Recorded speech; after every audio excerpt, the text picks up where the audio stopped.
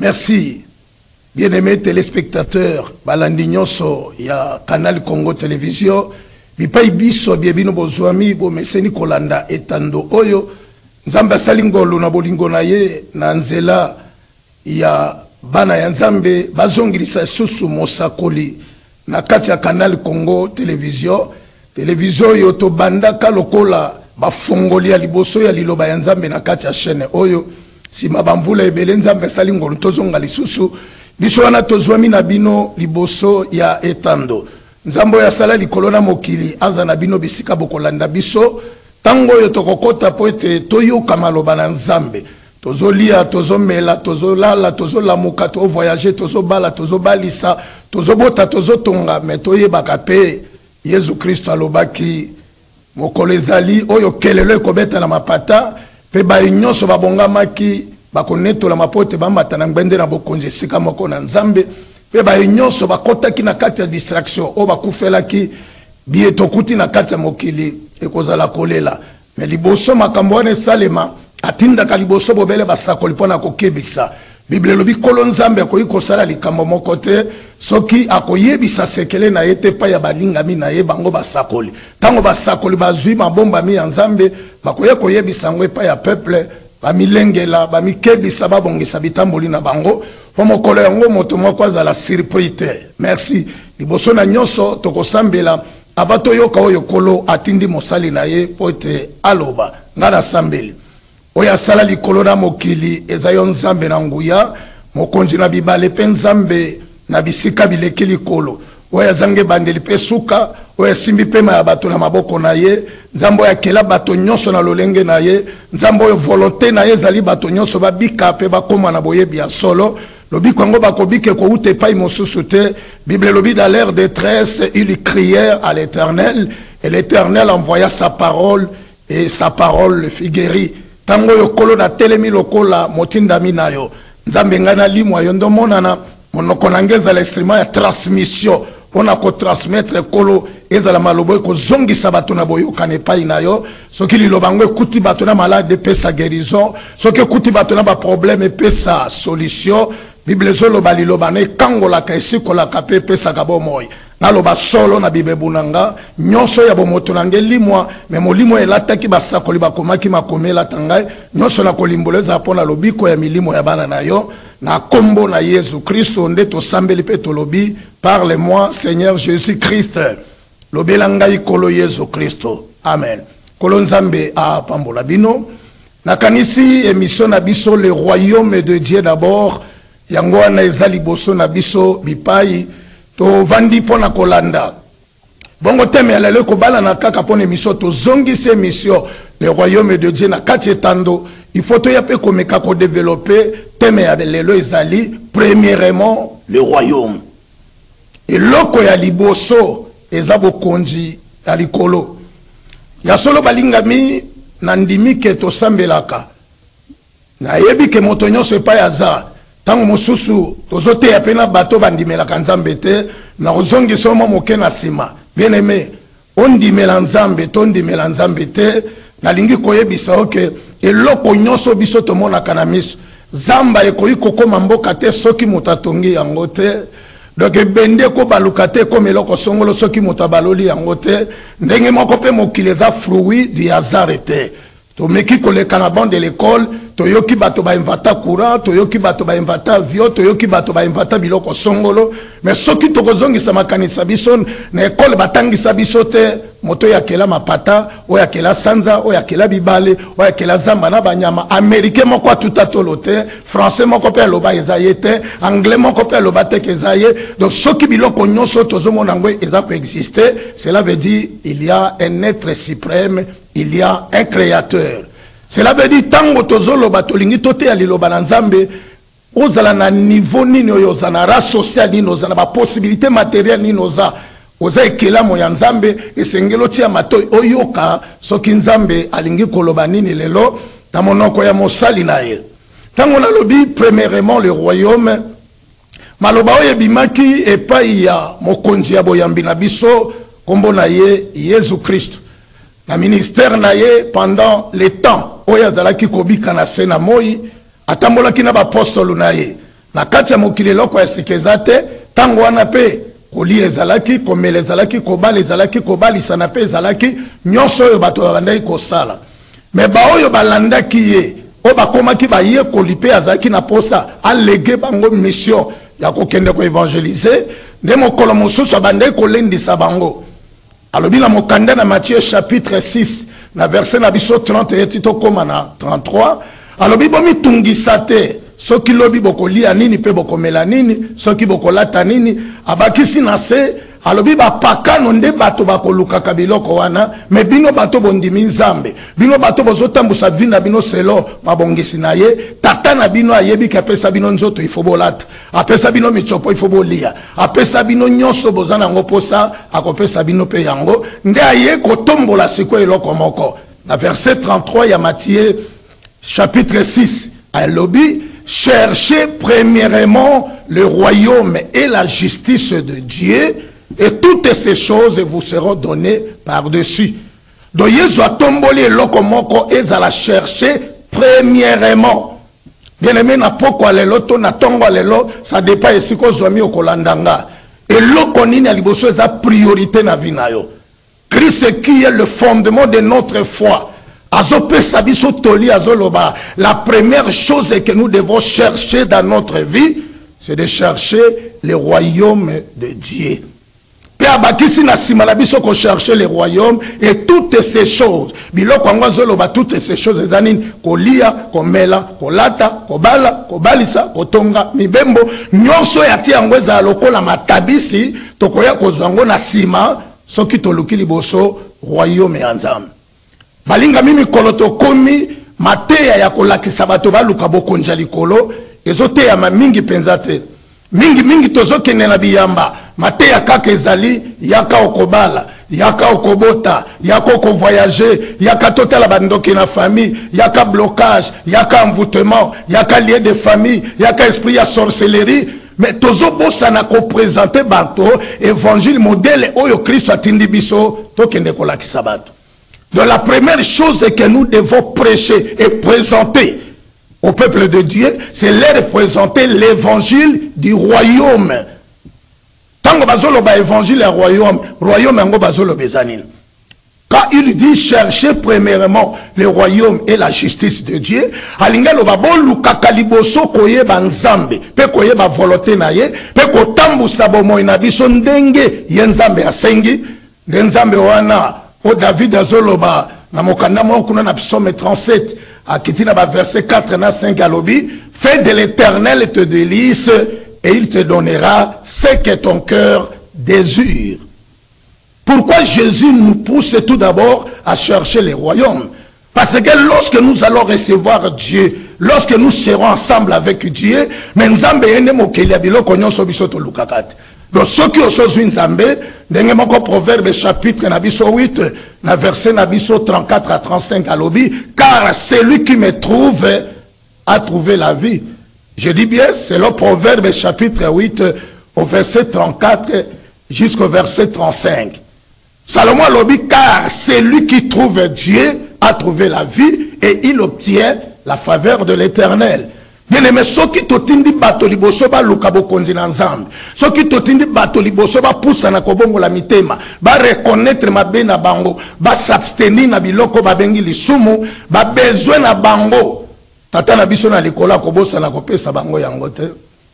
Mais bato ba koluka bokonzi likolo comment? La façon dont nous présentons l'évangile aujourd'hui dans nos églises, tozo présenter tout d'abord au royaume était. Église comme na batalako. Mais non, ça ce n'est pas la bonne façon de présenter l'évangile. Christ a l'obaki, dans mon candidat na Marc, dans chapitre 1, dans verset 14, comme 15, à l'obi, le temps est accompli, le royaume de Dieu est proche, répentez-vous et croyez à la bonne nouvelle. Donc, et l'autre, liboso to côté ya nano bato, koluka kobongo la mitema, koluka kotika makambo ya mabe, koluka kokabwana na lisumu, soki déjà lisumu etiki nzoto na yo, etiki molimo na yo, etiki bomoi na yo, okomi kote nzambe aza, yo kokele la kate, David a lobi l'Éternel est mon berger, je ne manquerai de rien. À Akoko ma berger non comment? Il faut longola loko ya pe qui s'akapa comme siko côté oza. Christ a dit, cherchez premièrement le royaume et la justice de Dieu. Bien aimé siko zolandanga. Lo sambo yozo kende ko sambela. Ozo kende liboso ko luka royaume ou bien ozo kende ko luka ba bien matériel. Parce que les lona troisième millénaire, bazo considérer bato kaka pona ba matériel, soko zala ba mituka, zala ba mapango, zala ba compte na banque belé, atozo ki ba mbongo ngona muyibi, ozo ki ngona ba détournement, ozo ki ngona ba loge to na ba science occulte, bato bazo betelo maboko. Bato nde ba pesi yo valeur, ba considérer yo. Mais zala moto moko azo chapeauter bato nyos. Ezala moto moko nous allons rendre compte devant lui. Mon colosso na biso kotala mapata to kende kotele mapoto sambisama. Est-ce que liboso na ye okozala ya kobonga? Est-ce que liboso na ye okozali futi ya malonga? Est-ce que liboso na ye bakofuta yo misala nini oyo yo osalaki? Nazote ya premièrement le royaume. Premièrement le royaume. Cherchez premièrement le royaume et la justice de Dieu et toutes ces choses vous seront donnés par-dessus. Bien aimé, tant ozo kende ko sambela, ozo luka liboso nini. Mangomba etondi bana basi bazo kende luka mabala. Mena fongola yo ma sœur. Libala eza loi de la nature nzambe sala yango. Ba mama na biso 60 passé ba église ezaka populaire te babalaka. Ba kende ko luka mabala na ba église. Ma sœur, soki yoka ko bongoli motema, oyebi ko tambusa bo moino c'est là ba principe nzambe, nzambe tiela otolo ya bo mwasi suka no il faut bala o melisa bana. O kendo lukango na ko sambela te. Bien aimé ko voyager, bato ba voyager ka 60 ans avant, ba kende ko luka visa na l'église. Non. Soki kako sala kamosala ozana compte non na banque, ozala ba moyen financier na yo, olobi nazo déplacer na kende visa na soki ba vérifier na compte banque na yo, mbongo malonga eza ba kopesa visa ko kende. Ezali kambo kende ko luka na église te. Il y a d'autres choses tozo kende luke pa ya nzambe, kune pa ya nzambe azana besoin to lukango kuna te. Et pa ya nzambe tozo kende lukande boyo kanina ye. Et pa ya nzambe tozo kende ne ko luka ko sala volonté na ye, oyo nyonso etikali. Ba tozo kende luka prospérité na kati ya église. Mais non. Il faut to yeba ko fuluka e utaka na makanisi na biso wana te. Parce que la première prospérité dans la vie ezala ba bien matériel te. Celui qui a Dieu, c'est celui qui est prospère. Nzambe na kati ya moto c'est la prospérité. Et deuxièmement, la prospérité matérielle et utaka na losambo te. Prospérité matérielle et utaka na courage ya mosala. Ozo sala mosala, ozo zwambongo, ozo bomba ndambo, lobi ngandele malembe vina yo changer. Prospérité ou takate, passer à l'obanayo, na bénir yo lobi je reçois. Bako bénir yo plus de 300 fois. Mais ceux qui au sala kate, pantalon et kozala kaya kobamba, kozala vraie chaussure ko bimana yangote, kozala chemise malongate parce que oyebi procédure nini ya kosala te pour comme prospère matériellement. Cherchez premièrement le royaume de Dieu. Qui doit chercher ce royaume-là? Mais c'est tout chrétien, tout croyant doit chercher le royaume. Et quand on parle du royaume, je viens de vous le dire, royaume bazolo bezalo ko la royaume Maroc était, royaume Belgique était, royaume unité, royaume bazolo bezalo royaume to bo konzina nzambe. Parce que bo konzina nzambe ezala kande na kati ya liloba na ye. Tango balobi bo luka kaliboso bo konzina nzambe, bo luka kaliboso koyeba mokele. Koyeba pe volonté na ye alingi nini. Pe kotambusa vi na bino ndenge ya alingi, nde bozwi sikoyo royaume na sima kozwa royaume na uti koloba nyonso koya. Bon, to meka kokota pe to solola. Ebele tango tozoloba to luka royaume, pona bango bazomona ko luka nzambe ezan importance c'était. Il y a beaucoup de gens qui ont des biens matériels. Quand on lui parle de Dieu, ils s'en foutent de Dieu. Hein? Oh non, laisse-moi. Tous ceux qui cherchent Dieu là, qui vont dans les églises, ce sont des gens qui n'ont rien dans la vie. Moi, j'ai déjà gagné ma vie, hein. J'ai des comptes en banque, j'ai des chambres froides de magasins, mes enfants étudient en Europe, j'ai gagné presque ma vie. Attention, ma vie. Tu as gagné le bien matériel, mais tu n'as pas encore gagné la vie. Parce que la vie a un nom. La vie, ce n'est pas une voiture. Une voiture, c'est un moyen de déplacement. Une maison, c'est une habitation. L'argent, ce sont des papiers qui peuvent t'aider à acheter tout ce que tu as besoin, mais la vie a un nom. Jésus-Christ se porte garant dans le livre de Jean, au chapitre 14, au verset 6, l'homme de Galilée dit, je suis le chemin, la vérité et la vie. Cela veut dire, quiconque n'a pas Jésus dans sa vie, dans son cœur, il n'a pas la vie.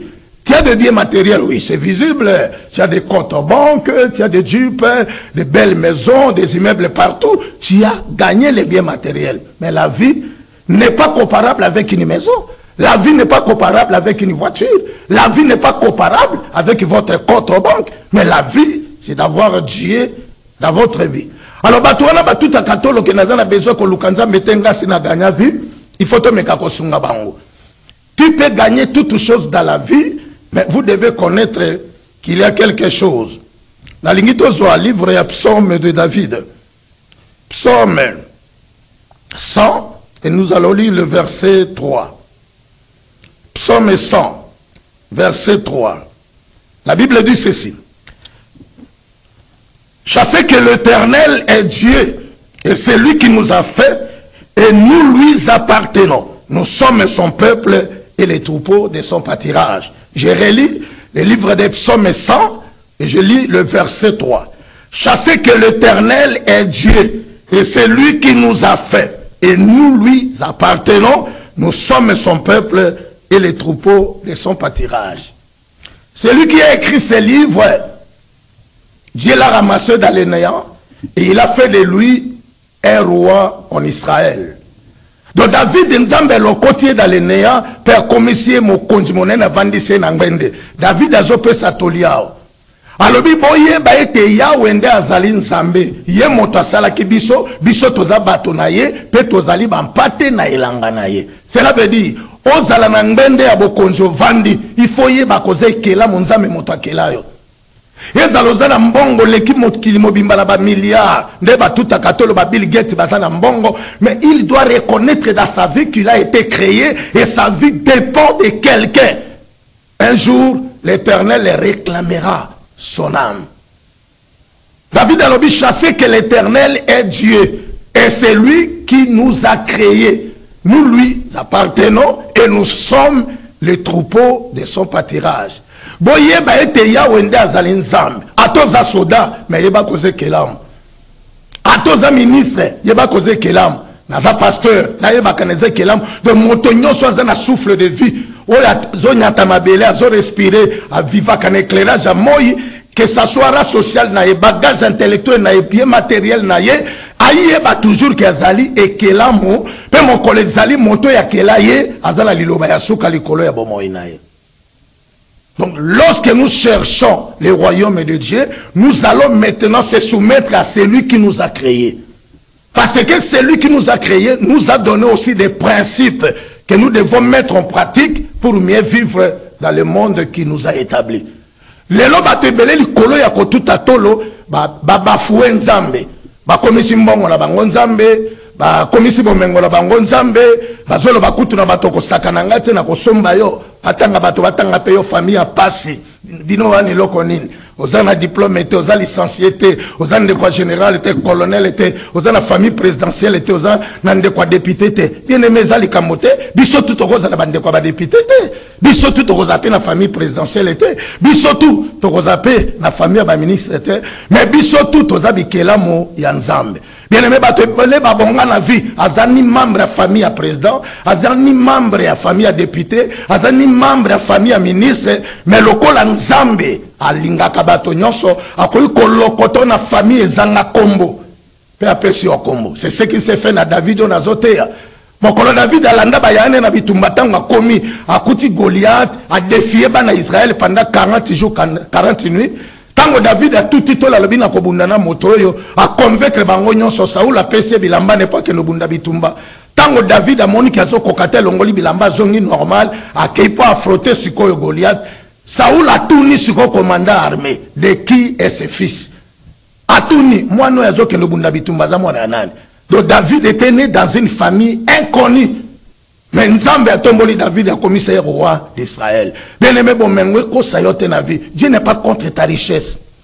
Dieu n'est pas contre ta bourgeoisie.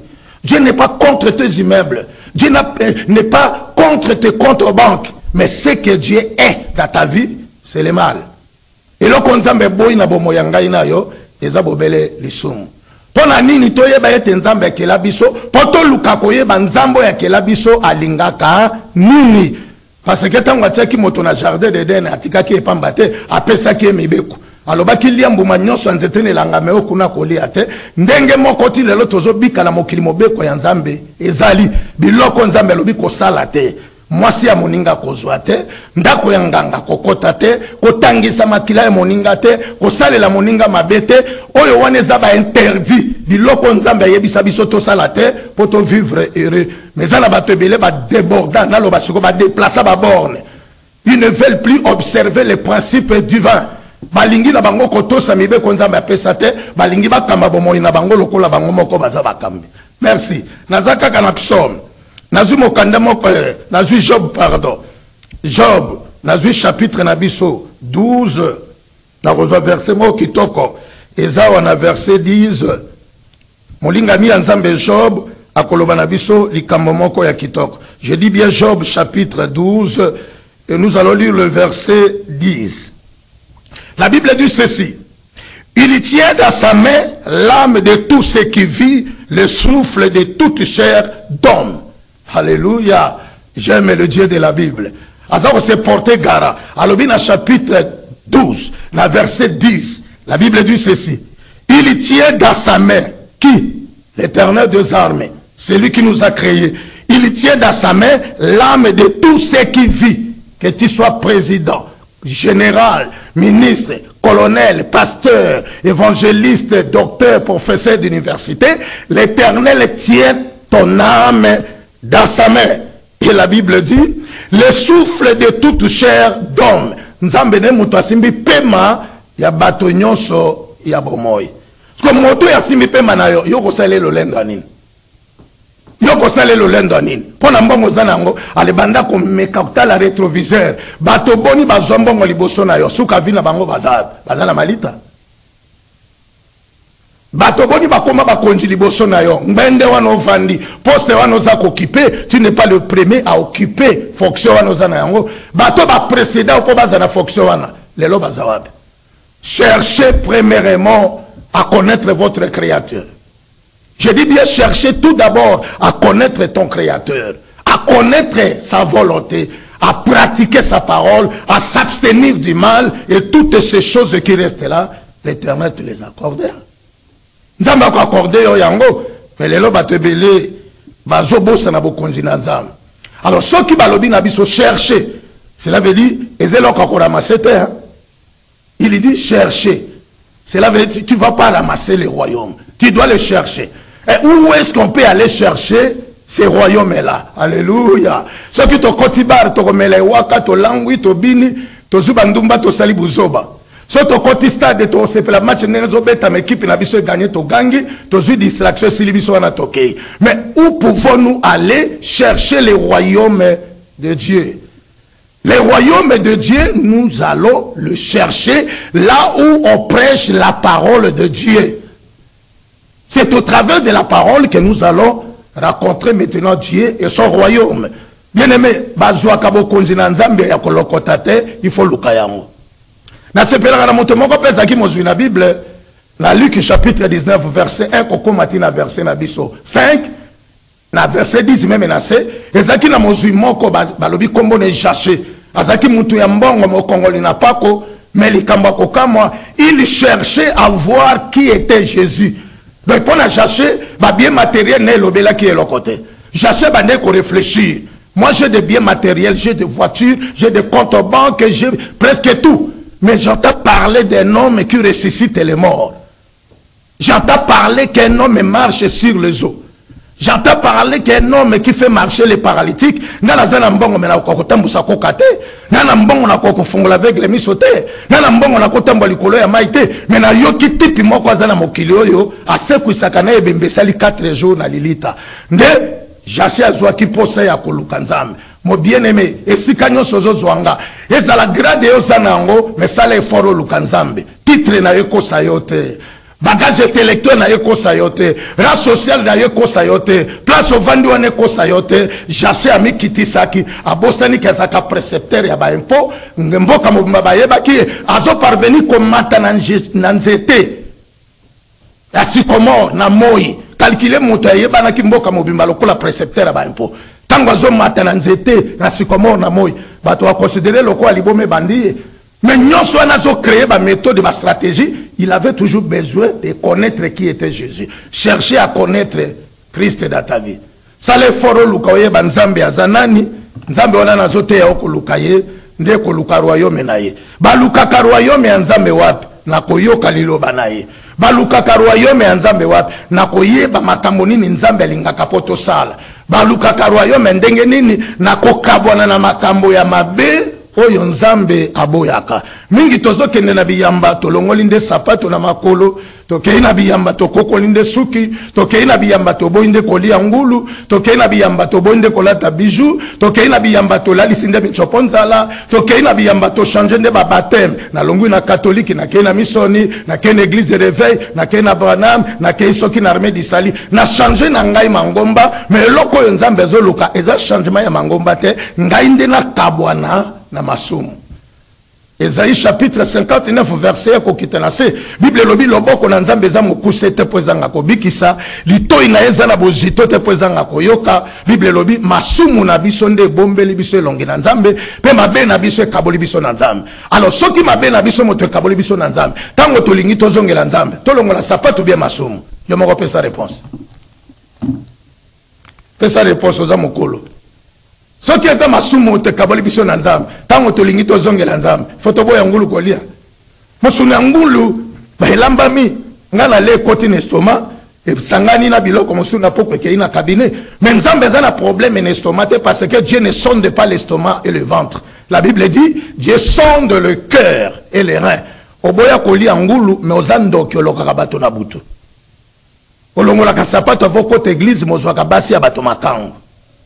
Oboya kana okolata ba bijou mais otonga ka bato fort. Donc obo sali ko salo nzambe lingi mais yo sali oyo lingomba na bino etindiki bino bosala. Bien aimé, royaume ya nzambe ze loko liboso ya koluka. Pepo zo royaume, il faut kutana na évangile oyo ete ya kamitema parce que royaume ya nzambe baganya kangone na mitema.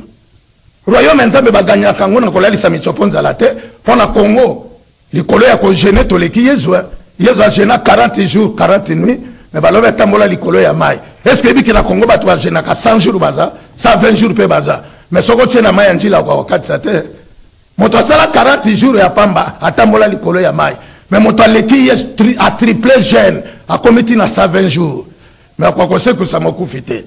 Parce que toyebi eloko ni tokoyi ko genete. Bien aimé kokila biloko koli eza bien mais biso na nzambe tozana problème pona biloko koli ate jeune kokoma agréable ce que kuti pe la motema no masumu ezate mais yokanda na mitema barakini na bato banyonga bato futa kate ba makango pembeni ono mikolo na matingomba 4 jours na kolia fufute na lia tabate na kolia bote na zana ngomba yo ke osali nde grève de faim mais mokolo koyeba eloko babengaka jeune oko s'abstenir nde na makambo yo ebebi sakaboyambi ya moto liboso ya nani Kanzam. Émission ebandi. To yende ko zongi sabaton évangile apostolique. To yoy ko zongi sabaton évangile ya royaume de Dieu. Est-ce que ceux qui tote au royaume, au kozanga ko soma mituka, to lo bape ya solot. Est-ce que ça assure que batonyo so na vina bango ba soma mituka? Bato bazote ya bino bazongi sape ko lo ba makambo ya solo. Tout le monde a soma mituka te na vie. Bongo banani ba engager ba musu baza ba chauffeur. Tout le monde peut ba ko soma banda côté, ba musu fo baza ba locataire.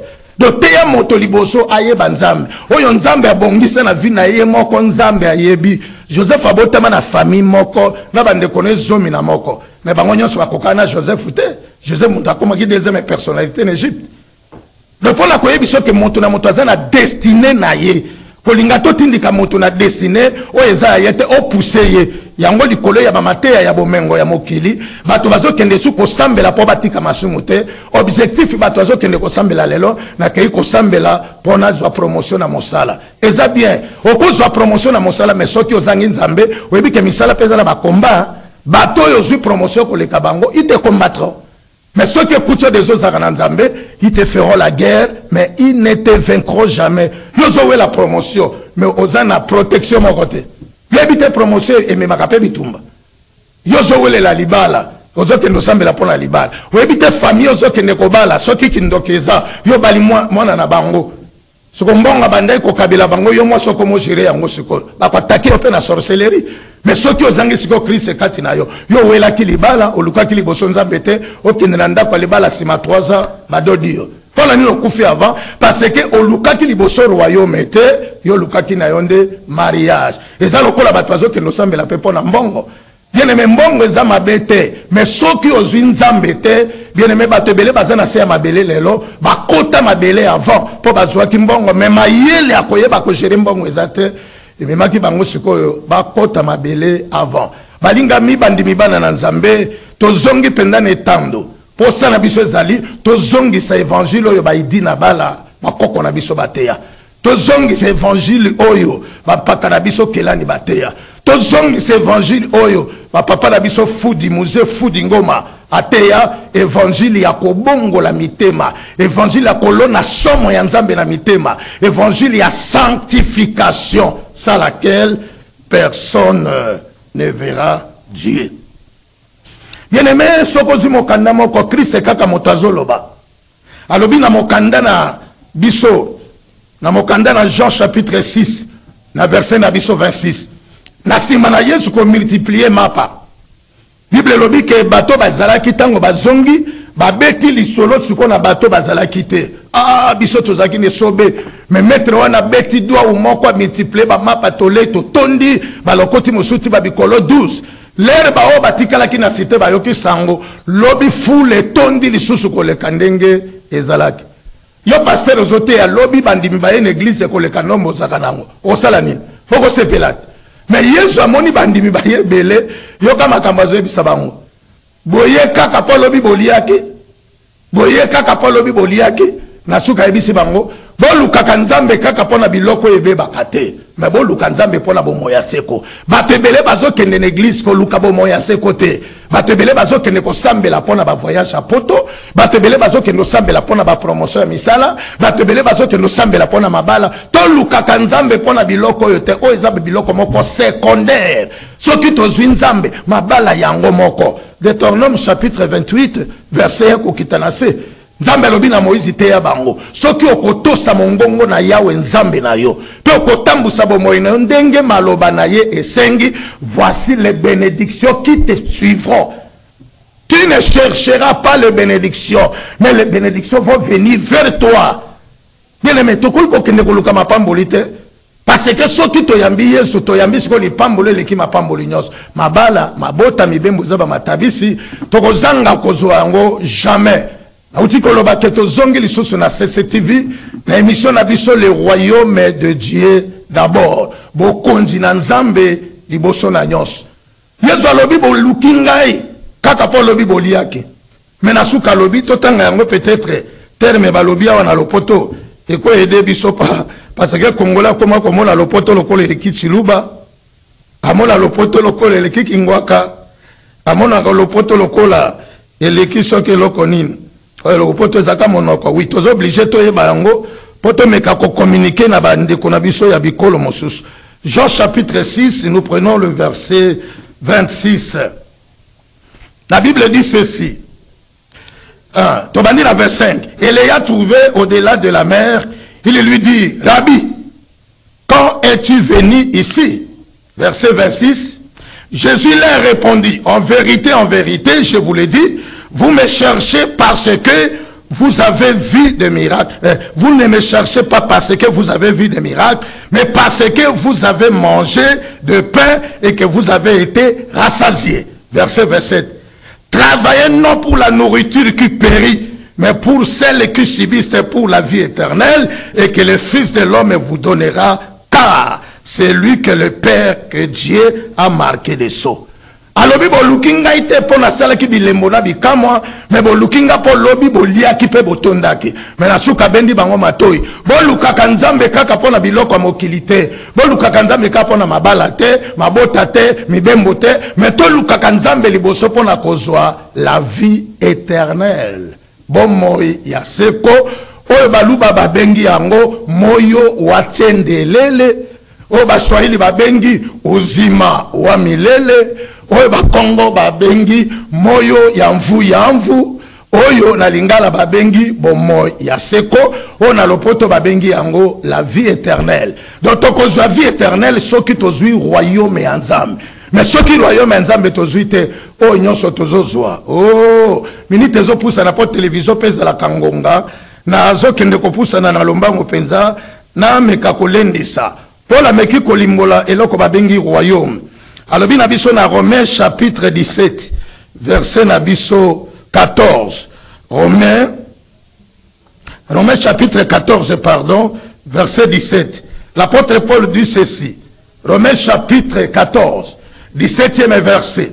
Car le royaume de Dieu, ce n'est pas les manger et les boire, mais la justice, la paix et la joie par le Saint-Esprit. Ici, il a bien défini. Il dit que le royaume de Dieu, ce n'est pas les manger et les boire, mais la justice, la paix et la joie par le Saint-Esprit. Donc, quand j'ai collé zana no kolia komela kolata na misolote, mais bon quand j'ai collé loko liboso zana ngo et zana no boyenge bene. Oh na lingala na lopoto babengi justice. Yami bale balobi la paix. Kimia o mosole pe sakate et la joie. Oyo joie oyo basomba kango na mbongo te par le Saint-Esprit. Bokonja likolo ezali kambo ya kolia komela kolata mituka na mapango te kokasa te ke lokolo zala mapango na mituka ndo zana bokonja likolo te otanga histoire te nazo ke nopusa na pango nganange komi pembeni ya suka nazo tangi so histoire ya riche na pauvre Lazare. Bible lobi bango mibale bakufirisha zaki na bozwebele na mokile mais Lazare aza mobola. Bible lobi abande kolia kutu ba miette ozoko na se ya mesa na ye. Mais le col aliwe banga kamozuna mobola te bango mibale bomi bango et pas il va créer différence mon année. Lazare azalaki mobola mais azalaki moyenge bene akei na tolo ya Abraham. Mais moto azalaki mozo bando bafoué makambo ya Nzambe a se retrouver na séjour de tourment. Tango aboki miso na likola moni Abraham na tolo Abraham nani Lazare na tolo Abraham kamwe muto azaki mobola na se ya mokili olia tungisama lelo akomi na esika ya bisengo boy nga patron na yeko se retrouver na esika ya passe ayebisa Abraham yebisa tipaza na tolo na yo ati ata mosapi ya pamba na mai atindela nga abokela ngai nazozika na moto.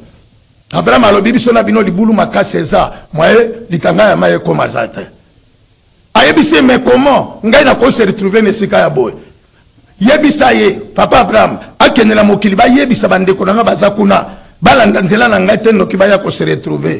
Abraham ayebisa ki ils ont Moïse et les prophètes. Cela veut dire tango zana bo Moïse soki obongoli motema te na simaliwa ata batikali ko salelo ba messe de requiem.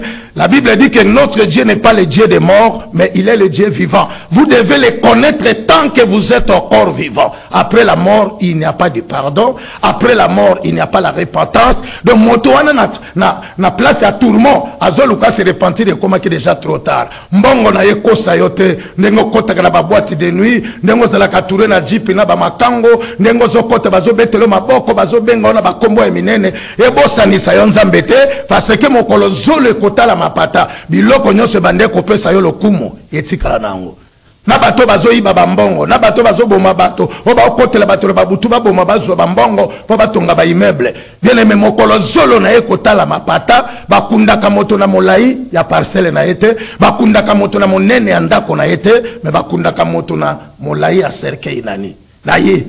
Christ alobi que sert-il à un homme de gagner les biens de ce monde et de perdre son âme. Otongi na yo ba immeuble, ba compte na banque, o kota na boîte ba peso ba komo presse number 1 mukulupa songambeli apesa talate mokonzi na bango yonde mutasala kabiso tozala. Eza bien gloire, eza mabete ba peso gloire.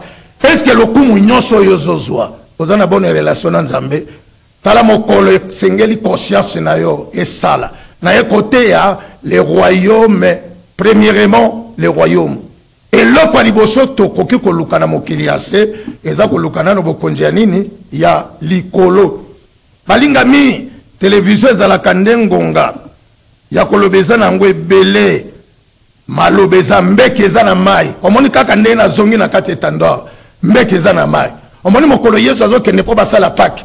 Ayebisaki bango bokende na mboka wana bokuta mobali moko amemi mbeki ya mai bolanda ye.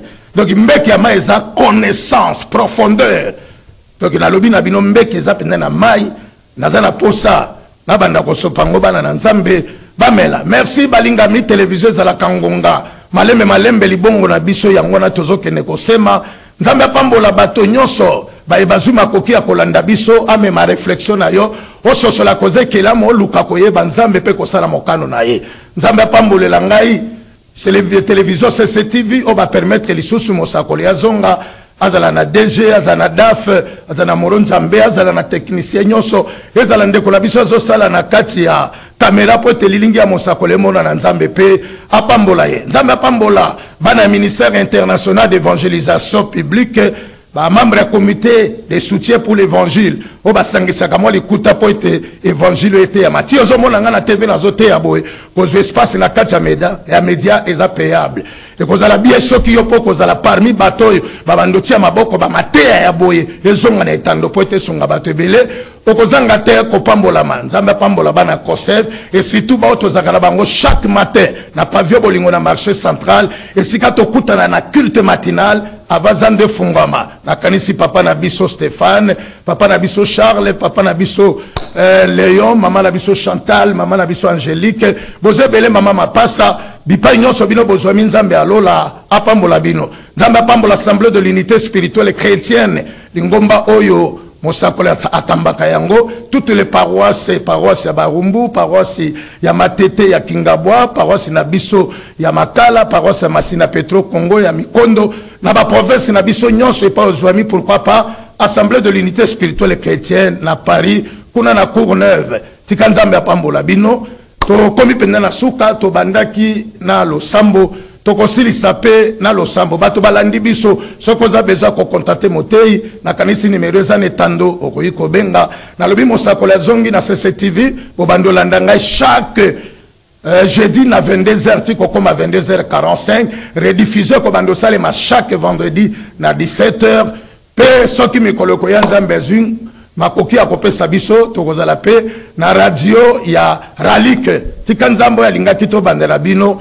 soki oza malade bikisa o problème pe so solution ngala sambeli mozwina nguya nzambe mosakoli monoko na ngai nde ezalaki estrima oyo luwaki po to communiquer thème oyo premièrement le royaume nazala kondima ko conscientiser bato ebele balongola kowelela biloko mokili me batia royaume lokola priorité o bakangamaki na bien matériel bazala lokola ba corbeau te o bakufelaki bakusu na tango ya Noé tango Noé zeli corbeau kozonga zongi te atindaki pigeon akataki eteni ya étape ya zongaki nango na masuwa Noé yebaki mokili kauki toza lokola ba pigeon bomengo mokili kanga biso miso te mais toyeba mokolo moko tokozonge pa ya papa ko rendre compte na makambo biso tosalaki pambola bato batiaki likuta po ete moteya leka na TV pambola bato bazalaki na bilili po ete mosakoli ya monana pambola shenonga la leki bao balandinga bisika bazwami ya maladi bikisa ya ba problème pesa solution bakangemi bakangolama bisika nyonso bato bazwami o bandimi liloba oyo bamona loboko na ona kombo na Yesu Christ mokena sengi ebele na bosani sunga ekolo Congo zala na bakonje ekolo pesa bango bwanya baluka solution pour na petit peuple kanisa babele na bambeto pito kanisa ba prisonnier baloni bilanga balobi na mbisi ba église ba assemblée ba ministère so pa molimo mosatu tote ya liloba na nzambe ya bosolo oyo kozongisa bato na boyokani na nzambe mokena sengi ebele to bosani okokisa yango na kombo na Yesu Kristo oyo aza kolo pe mobikisi na biso baso tolobi amen amen amen tika kolo nzambe mokonzi apambola bino iloba wana esala mosala kati na bino ciao.